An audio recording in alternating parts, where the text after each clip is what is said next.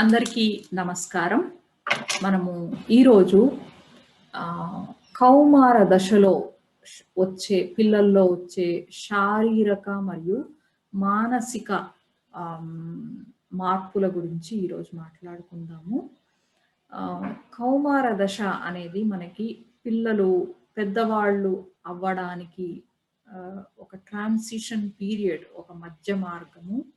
So, ఈ యొక్క కౌమార దశ అనేది మనకి చాలా ఒక ముఖ్యమైన దశగా మనము గుర్తించడం జరిగింది. మానసికంగాను, అలాగే శారీరక పెరుగుదల విషయంలోనూ ఇదొక ముఖ్యమైన ఒక దశగా ఇక్కడ మనం మాట్లాడుకుంటున్నాము. సో, ఈ యొక్క కౌమార దశ గురించి మనము ఈ మాట్లాడుకునే ఎపిసోడ్‌ని మనము 3 భాగాలుగా విభజిద్దాము. ఈరోజు ఎపిసోడ్‌లో మెయిన్‌గా మనము ఈ కౌమార దశలో జరిగే శారీరక, మానసిక మరియు సాంఘికమైన మార్పుల గురించి మాట్లాడుకుందాము. వచ్చే వారం దీన్ని 3 ఎపిసోడ్‌లుగా నేను విభజిస్తున్నాను. ఎందుకంటే కౌమార దశలోనే మనకి చాలా ముఖ్యమైన విషయాలకి అది మెయిన్‌గా ఒక పునాదిగా ఉంటుంది కాబట్టి మనము ఈ యొక్క కౌమార దశ గురించి ఆ కౌమార దశలో జరిగే పిల్లల్లో వచ్చే రకరకాల కైండ్ ఆఫ్ అడ్జస్ట్‌మెంట్ ప్రాబ్లమ్స్, అన్ని రకాల మానసిక ఇబ్బందులకి ఇక్కడ మనకి ఈ కౌమార దశలో పునాది అనేది పడుతూ ఉంటుంది. ఎస్పెషల్లీ వాళ్ళకి మనకొక అనారోగ్యమైన మానసిక అనారోగ్యం అనేది కూడా ఇక్కడ వాళ్ళ యొక్క వ్యక్తిత్వం అనేది పరిణిత చెందే ఈ వయసులోనే మనకి ఎక్కువగా మానసికంగా ఇబ్బందులనేవి జరగడం జరుగుతుంది. సో, వాటి గురించి వివరంగా ఈ యొక్క మానసిక ఇబ్బందుల గురించి మనము వచ్చే వారం ఎపిసోడ్‌లో మాట్లాడుకుందాము. ఆ పై వారంలో మనము ఏ రకమైన కౌన్సిలింగ్ అనేది కౌమార దశ పిల్లల్లో చేయాల్సి ఉంటుంది. వీళ్ళ యొక్క కౌన్సిలింగ్ అనేది మిగతా పిల్లల కౌన్సిలింగ్ కంటే భిన్నంగా ఒక ప్రత్యేక పద్ధతిలో చేయాల్సి ఉంటుంది. దాని గురించి మనము 3వ ఎపిసోడ్‌లో మాట్లాడుకుందాము. సో, ఈ మొదటి ఎపిసోడ్‌లో మనము మెయిన్‌గా కౌమార దశలో వచ్చే శారీరక, మానసిక మరియు సాంఘిక పరమైన మార్పుల గురించి ఈరోజు మనము దృష్టి సారిద్దాము. కౌమారం దశ, అడాలసెంట్ పీరియడ్ అనగానే మనకి ఎక్కువగా తల్లిదండ్రులతో ఆర్గ్యుమెంట్లు ఉంటాయి. పిల్లలకి అడ్జస్ట్‌మెంట్ ప్రాబ్లమ్స్ ఎక్కువొస్తాయి. ఎదురు తిరిగి మాట్లాడడం అనేది ఎక్కువగా ఉంటుంది. ఎక్కువగా ఆర్గ్యుమెంట్ చేస్తారు అనే ఒక ఒపీనియన్ అనేదైతే తప్పకుండా ఉంది. సో, అంటే ప్రతి కౌమార దశలో ఉన్న పిల్లలు ఈ యొక్క ఒక రకమైన స్ట్రెస్‌కి గురి అవ్వాలా అంటే అవసరం లేదు. ముఖ్యమైన పర్సంటేజ్, ఒక ఇంపార్టెంట్ పర్సంటేజ్ పిల్లలు స్మూత్‌గా ఈ కౌమార దశను వాళ్ళు తీసుకొని ఒక ఆరోగ్యకరంగా ముందుకు వెళ్ళగలుగుతారు. కొద్దిమంది ఈ యొక్క కౌమార దశలో జనరల్‌గా ఆర్గ్యుమెంట్స్, జనరల్‌గా ఈ యొక్క కైండ్ ఆఫ్ తల్లిదండ్రులతో మనకి ఈ యొక్క తేడాలు అనేవి రావడము, అడ్జస్ట్‌మెంట్‌లో తేడాలనేవి రావడం అనేది తప్పకుండా అన్ని కుటుంబాల్లో జరిగే విషయమని చెప్పుకోవచ్చు. సో, ఇక్కడ మనము కౌమార దశ అనగానే మనకి జనరల్‌గా మగపిల్లల్లో అయితే 13, 14 ఈ యొక్క వయసులో మెయిన్‌గా మనము కౌమార దశ కింద తీసుకుంటాము. ఈ దశలో పిల్లల్లో మెయిన్‌గా వాళ్ళకి సడన్‌గా వాళ్ళ యొక్క శారీరకంగా మార్పులనేవి రావడము, వాళ్ళ యొక్క ఫిజికల్ గ్రోత్ అనేది ఒక గ్రోత్ స్పర్ట్ అంటాము. సడన్‌గా ఫిజికల్‌గా మనకి మన యొక్క శరీరం అనేది సడన్‌గా పెరుగుదల కనిపిస్తూ ఉంటుంది. అలాగే ఆడపిల్లల్లో మనకి ఇక్కడ మెచ్యూర్ అవ్వడము అనే యొక్క ప్రాసెస్ అనేది జనరల్‌గా 12, 13 ఏళ్లలో జరుగుతూ ఉంటుంది. 100 ఏళ్ల క్రితానికంటే చూసుకుంటే కనుక ఇప్పటికీ మనకి ఈ యొక్క కౌమార దశ అనేది ప్యూబర్టీ స్టేజ్ అంటాము. కౌమార దశ అనేది ముందు కంటే ఎర్లీగా రావడం అనేది జరుగుతుంది. అది ఒక ఆరోగ్యకరమైన మనము ఆహారము తీసుకోవడం వల్ల కావచ్చు, ఒక మంచి హెల్త్ కైండ్ ఆఫ్ ఆరోగ్యకరమైన వాతావరణం వల్ల కూడా వాళ్ళ యొక్క మెచ్యూరిటీ అనేది అది ఫిజికల్‌గా కానివ్వండి, మనకి మానసికంగా కానివ్వండి, శారీరకంగా కానివ్వండి, ఈ యొక్క ఆహ్, మెచ్యూరిటీ, ప్యూబర్టీ అనేది మనకి కొంచెము ఎర్లీగా రావడం అనేది మనకి సంవత్సరాలు గడుస్తున్న కొద్దీ పిల్లలు తొందరగా మెచ్యూర్ అవ్వడం అనేది మనకి ఒకటి కనిపిస్తూ ఉంది.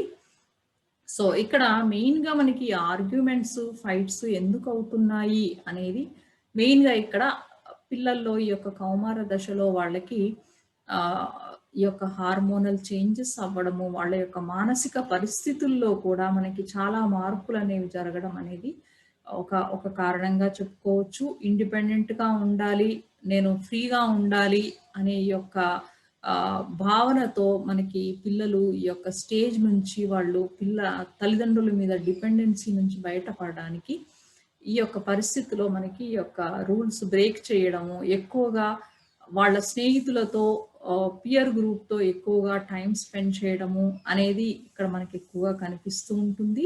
వాళ్ళకి ఈ టైంలో మనకి అకాడమిక్‌గా కూడా స్కూల్ నుంచి కాలేజీకి చేంజ్ అవ్వడము, మిగతా స్నేహితులతో వాళ్ళ తోటి పిల్లలతో కూడా వీళ్ళకి కొంచెము సంబంధాలనేవి కొంచెము ఫ్రిక్షన్ అనేది వచ్చే అవకాశాలు కూడా లేకపోలేదు.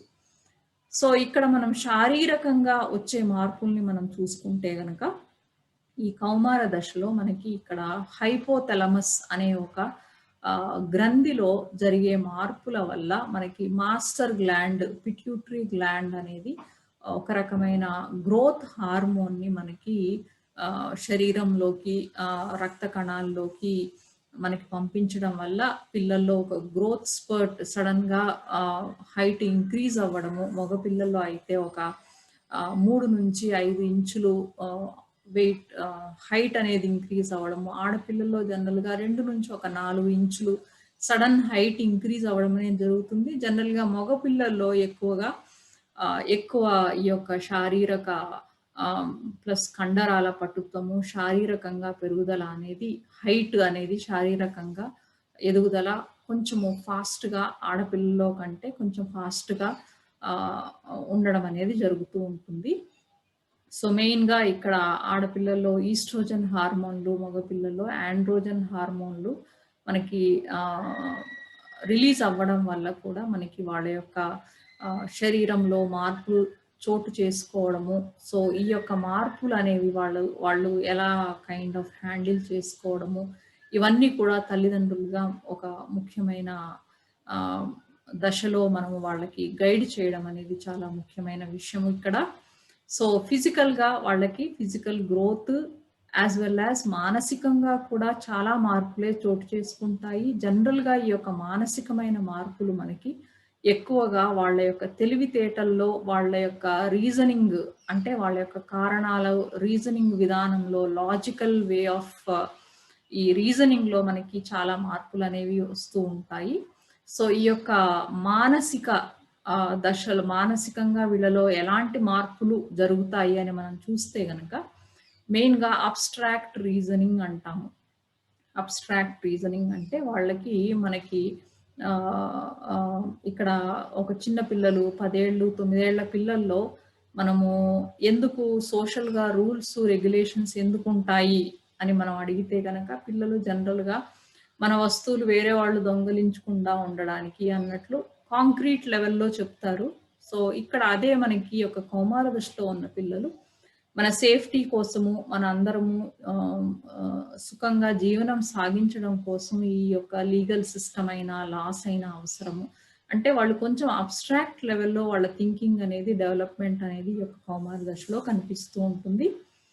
అలాగే ఇక్కడ మనకి ఇంకా హైపోథెటికల్ రీజనింగ్ అంటాము. ఈ హైపోథెటికల్ రీజనింగ్‌లో కూడా పిల్లల్లో వాళ్ళకి మెయిన్‌గా లాజికల్‌గా ఒక రీజనబుల్ వేలో, రేషనల్ మెథడ్‌లో, రీజనబుల్ వేలో వాళ్ళు డిఫరెంట్ కాన్సెప్ట్స్‌ని అర్థం చేసుకోవడం అనేది మనకి కనిపిస్తూ ఉంటుంది. ఇక్కడ మెయిన్‌గా మనకి ఒక ఎగ్జాంపుల్ తీసుకుంటే చిన్న పిల్లవాడు ఇప్పుడు ఉల్లిగడ్డలనేవి ఈ యొక్క వాసన బాగోదు. ఎలాగో అనిపిస్తుంది. నచ్చదు అని చెప్తారు ఒక కాంక్రీట్ లెవెల్‌లో. అదే ఈ యొక్క కౌమార దశలో పిల్లల్లో అయితే ఉల్లిగడ్డలు టేస్ట్ నీకు నచ్చింది అంటే దాని వాసన పెద్దగా నీకు ప్రాబ్లమ్ అనిపించకపోవచ్చు అనేది వాళ్ళు లాజికల్‌గా కనెక్ట్ చేయడము, డిఫరెంట్ కాన్సెప్ట్స్ అనేది మనకిక్కడ ఈ యొక్క కౌమార దశలో ఉన్న పిల్లల్లో కనిపిస్తూ ఉంటుంది. అలాగే ఇంకా ఇండక్టివ్, డిడక్టివ్ రీజనింగ్ అంటాం. అంటే ఇక్కడ సోషల్‌గా ఇప్పుడు మనం ఒక ఎగ్జాంపుల్ తీసుకుంటే ఇండక్టివ్ రీజనింగ్ అంటే మెయిన్‌గా మనకి నలుగురిలో ఉన్నప్పుడు సాంఘిక జీవనంలో నలుగురితో ఎలా ప్రవర్తించాలి అనేది వాళ్ళు ఒకటికి 4 సార్లు బయట ఎలా మిగతా వాళ్ళని గమనించడం వల్ల ఓకే. సోషల్‌గా మనము బిహేవ్ చేయాలి అంటే పొలైట్‌గా ఉండాలి. ఒక సోషల్‌గా యాక్సెప్టబుల్ వేలో మన యొక్క వ్యవహారం అనేది ఉండాలి అనేది వాళ్ళు ఒక జనరలైజ్డ్ వేలో అర్థం చేసుకోవడాన్ని మనం ఇండక్టివ్ రీజనింగ్ అని అంటాము. అలాగే డిడక్టివ్ రీజనింగ్ అన్నప్పుడు ఓకే. సోషల్‌గా నేను పొలైట్‌గా మాట్లాడాలి. మిగతా అందరూ పొలైట్‌గా ఒక సోషల్లీ యాక్సెప్టబుల్ వేలో వాళ్ళ ప్రవర్తన ఉండాలి అని అర్థం చేసుకున్నప్పుడు నేను కూడా అలాగే ప్రవర్తించాలి అనేది మనం ఒక ఇండక్టివ్ రీజనింగ్. సో, ఈ రకంగా కౌమార దశలో పిల్లలు ఈ రకమైన రీజనింగ్ అనేది వాళ్ళలో డెవలప్‌మెంట్ అవుతుంది. అలాగే ఇంకా రిఫ్లెక్టివ్ రీజనింగ్ అంటాము. ఇక్కడ వాళ్ళు ఒక సెల్ఫ్ క్రిటిక్ లాగా వాళ్ళలో ఉండే లోటుపాట్లని వాళ్ళు తెలుసుకోవడము. అలాగే ఏ రకమైన తప్పులు చేశాను? ఏ రకంగా నేను డెవలప్‌మెంట్ అవ్వాలి? ఏ రకమైన యూ నో ప్లానింగ్ అయినా, ఒక స్ట్రాటజీ వేలో అయినా ఏ రకంగా నేను ప్లాన్ చేసుకోవాలి, ఆర్గనైజేషను ఇవన్నీ కూడా మనకి యొక్క రిఫ్లెక్టివ్ రీజనింగ్‌లో వాళ్ళు ఆహ్, వాళ్ళు ఆహ్, రీజన్ చేయగలుగుతారు. అలాగే ఇప్పుడు ఒక చెస్ లాంటి గేమ్ తీసుకున్నప్పుడు వాళ్ళు చాలా మూవ్స్‌ని ముందే మానసికంగా వెల్ ప్లాన్డ్‌గా చేయగలుగుతారు. ఈ రకమైన కాంప్లెక్స్ టాస్క్‌ని వాళ్ళు ఆహ్, రీజన్ చేసుకోగలగడాన్ని మనము రిఫ్లెక్టివ్ రీజనింగ్ అంటాము. అలాగే ఇంకా మోరల్ జడ్జ్‌మెంట్. సో, ఏది ర రాంగ్, ఏ ప్రవర్తన ఆహ్, హ్మ్, ఆహ్, మంచిది, ఏ ప్రవర్తన మంచిది కాదు అనే ఈ యొక్క మొరాలిటీకి సంబంధించిన ఈ యొక్క రీజనింగ్ కూడా మనకి ఈ దశలోనే మొదలవుతుంది. సో, మనకి తల్లిదండ్రులు ఇచ్చే ఎగ్జాంపుల్స్‌ని బట్టి వాళ్ళకి కూడా ఈ యొక్క మొరాలిటీలో ఏది రైటు, ఏది రాంగు అనేది మనకి ఇక్కడ మెయిన్‌గా ఫార్మ్ అయ్యే స్టేజ్ ఇక్కడ. మెయిన్‌గా ఇక్కడ వాళ్ళ యొక్క రీజనింగ్ అనేది ఈ మొరాలిటీకి సంబంధించి రీజనింగ్ అనేది కొంచెం భిన్నంగా ఉంటుంది. మిగతా దశల్లో కంటే ఇక్కడ వాళ్ళు మెయిన్‌గా ఈగో సెంట్రిక్ రీజనింగ్ అంటాము. ఇక్కడ పిల్లల్లో వాళ్ళ యొక్క దృష్టికోణంలో వాళ్ళకి ఏది కరెక్టు అని అనిపిస్తుందో అది మాత్రమే వాళ్ళు కరెక్ట్‌గా భావించడం అనేది జరుగుతూ ఉంటుంది. వేరే వాళ్ళ కోణంలో ఆలోచించడము అనేది వాళ్ళ యొక్క మానసిక పరిధిలో కొద్దిగా తక్కువగా ఉంటుంది ఈ కౌమార దశలో పిల్లల్లో. కాబట్టి మనం పిల్లల్ని ఒక కైండ్ ఆఫ్ రూల్స్, రెగ్యులేషన్స్ ఏర్పరిచినప్పుడు ఈ విషయాన్ని తల్లిదండ్రులు తప్పక అర్థం చేసుకోవాల్సిన విషయం ఇక్కడ. వాళ్ళు మెయిన్‌గా వాళ్ళ యొక్క ఆహ్, వే ఆఫ్ థింకింగ్‌లోనే వాళ్ళు కరెక్ట్ నేను ఈ రకంగా థింక్ చేయడం ఒక్కటే పాసిబుల్ అనే ఒక రకమైన థింకింగ్ అనేది వాళ్ళకి ఉంటూ ఉంటుంది. సో, వేరే రకంగా కూడా రీజన్ చేయొచ్చు ఇదే విషయాన్ని అనేది వాళ్ళు పెద్దగా వాళ్ళు ఇష్టపడరు ఈ యొక్క దశలో. సో, ఈ విషయాన్ని మనము ఒక ఆహ్, ఆహ్, మానసిక మార్పులో భాగంగా తీసుకుంటే అది హ్యాండిల్ చేయడం అనేది ఈజీగా ఉంటుంది. సో, అలాగే ఇంకా మనకిక్కడ ఐడెంటిటీ, ఐడెంటిటీ అనేది ఇక్కడ మెయిన్‌గా కౌమార దశలో ఒక పెద్ద మార్పు అని చెప్పుకోవచ్చు. నేనేంటి? ఎవరు నేను? నా జీవితం ఎలా ఉంటుంది? ఏ రకంగా నేను ముందుకు వెళ్ళాలి? ఈ రకమైన ఐడెంటిటీ అనేది వాళ్ళకి మెయిన్‌గా ఇబ్బందులనేవి ఈ ఐడెంటిటీ ఇండిపెండెంట్‌గా ఉండాలి, ఫ్రీగా ఉండాలి అనే విషయంలోనే ఎక్కువగా తల్లిదండ్రులతో మనకి ఇక్కడ ఇబ్బందులు రావడం అనేది జరుగుతూ ఉంటుంది. ఆడపిల్లల్లో ఎక్కువగా బయటికి వెళ్ళడానికి restrictions especially late evenings restrictions అనేవి ఎక్కువగా వచ్చే దశ ఇక్కడ. ఎక్కువగా ఆడపిల్లల్లో ఈ యొక్క ఎమోషనల్‌గా ఎక్కువ ఆర్గ్యుమెంట్స్ చేయడము తల్లిదండ్రులతో ఈ రకంగా వాళ్ళకి రెస్ట్రిక్షన్స్ అనేవి ఎక్కువగా పోస్ట్ చేయడం అనేది జరుగుతూ ఉంటుంది. మగపిల్లల్లో మెయిన్‌గా అథారిటీకి సంబంధించి ప్రివిలేజెస్ అంటే ఇప్పుడు ఫ్యామిలీ వెహికల్‌ని యూజ్ చేసుకోవడము, లేదు వాళ్ళకి సొంతంగా టూ వీలర్ కావాలి, ఫోర్ వీలర్స్ కావాలి. అలా ఈ రకమైన ప్రివిలేజెస్ గురించి ఎక్కువగా ఆర్గ్యుమెంట్స్ అనేవి జరుగుతూ ఉంటాయి.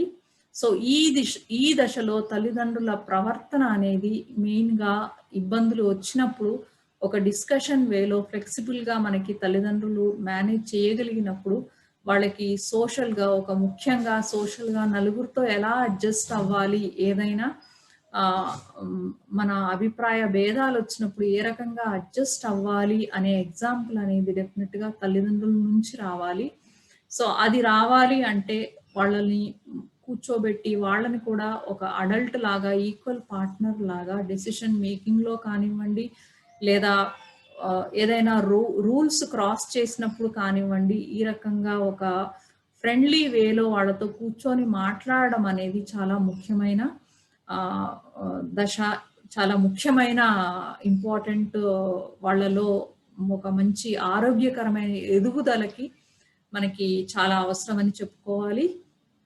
అలాగే ఈ దశలో పిల్లలు ఎక్కువగా తల్లిదండ్రుల కెరియర్‌ని కానివ్వండి, వాళ్ళ వాల్యూ సిస్టమ్‌ని కానివ్వండి, ఎక్కువగా వాళ్ళు ఆహ్, ఆ వాల్యూ సిస్టమ్ వైపు ఎక్కువగా మొగ్గు చూపడం అనేది కనిపిస్తూ ఉంటుంది.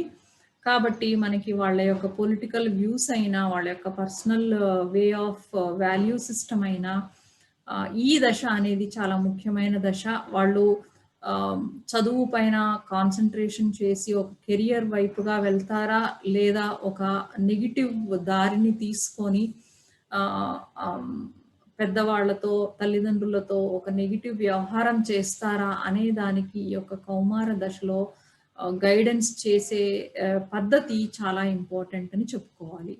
సో, ఇది రకరకాలుగా మనకి మానసికంగా మార్పులు జరుగుతాయి. ఇంకా సాంఘికంగా మార్పులు అంటే ఎక్కువగా ఈ పిల్లలు సోషల్‌గా తన తోటి పిల్లలతో ఎక్కువ సమయం గడపడానికి ఎక్కువగా వాళ్ళు